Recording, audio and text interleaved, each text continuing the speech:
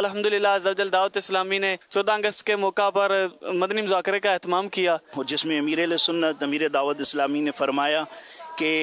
یہ آزادی ملی ہے، یہ اس میں اللہ پاک کا شکر ادا کریں کہ یہ آزادی ایک نعمت ہے۔ رات کو دوسری جگہوں پہ جیسے آپ کو پتہ ہے کانسرٹ وغیرہ ہوتے ہیں تو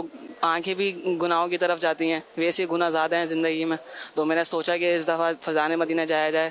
وہاں کے ماحول سے وابستہ ہو جائے۔ اور ماشاءاللہ جشن آزادی اگر منائے تو سب کچھ سے میری یہی درخواست ہے فیضان مدینہ میں آ کے، باہر کا تو انداز ہی بس اللہ ہی حافظ ہے، ایسا ماحول تھا جیسے دل ہمارا سکون میں بالکل نہیں، یہاں پہ مجھے زیادہ مزہ آیا کیونکہ بدنگاہی سے بچا اور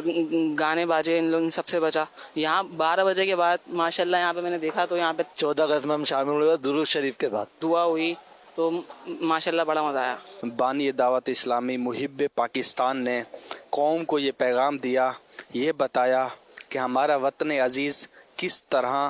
ترقی کر سکتا ہے، ہمارا وطن عزیز کس طرح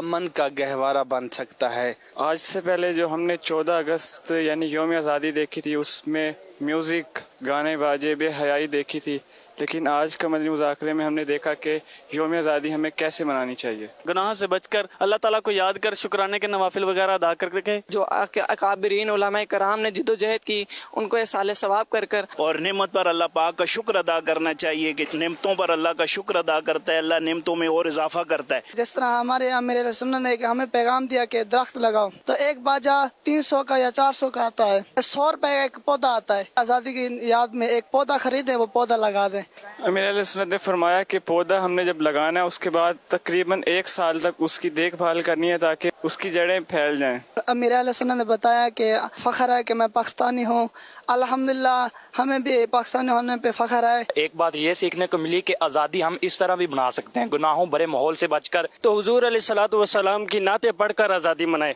اور اللہ تبارک و تعالیٰ کا شکریہ ادا کرتے ہوئے ہم آزادی منائیں، اور اس کو گانے باجوں میں، گناہوں میں نہ گزارا جائے۔ امیر اہل سنت نے یہ ذہن بنایا ہے اور بہت سارے اسلامی بھائیوں کا یہ ذہن بنا کہ انشاءاللہ عزوجل اس آزادی کے دن کو ہم اللہ پاک کی عبادت میں گزاریں گے، تلاوت قرآن کریں گے اور انشاءاللہ نوافل وغیرہ پڑھیں گے۔